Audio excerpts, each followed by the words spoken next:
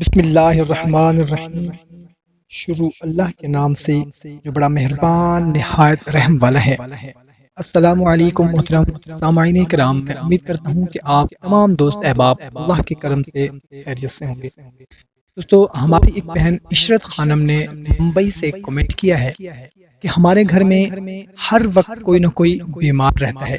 ایک کی بیماری ختم ہوتی ہے تو کوئی دوسرا بیمار ہو جاتا ہے، وہ ٹھیک ہوتا ہے تو پھر کوئی تیسرا بیمار ہو جاتا ہے۔ ایسے ہی گھر سے بیماری ختم ہوتی ہی نہیں ہے۔ تو سب مل کر دعا کر دیں کہ ہمارے گھر سے بیماری ختم ہو جائے، اور کوئی وظیفہ بھی بتا دیں بیماری ختم کرنے کے لیے۔ بھائیوں اور بہنوں، سب سے پہلے تو ہم اپنی بہن کے ساتھ ساتھ تمام کے لیے دعا کرتے ہیں کہ یا اللہ، جتنے بھی لوگ گھروں میں ہسپتالوں میں بیمار ہیں، ہم سب کی بیماریاں، دکھ تکلیفیں، پریشانیاں دور فرما دے، آمین۔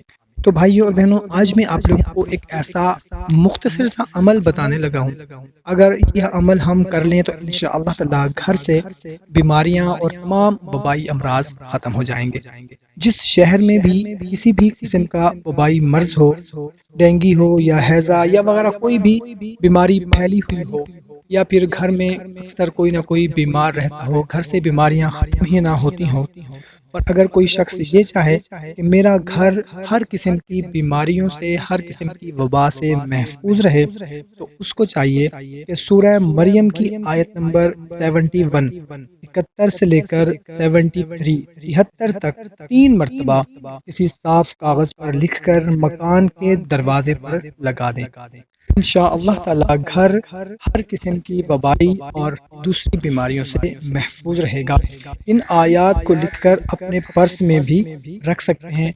اگر ہماری کوئی بہن ہے یا ہمارا کوئی بھائی ہے تو وہ لکھ کر اپنے پرس میں، والیٹ میں بھی رکھ سکتے ہیں۔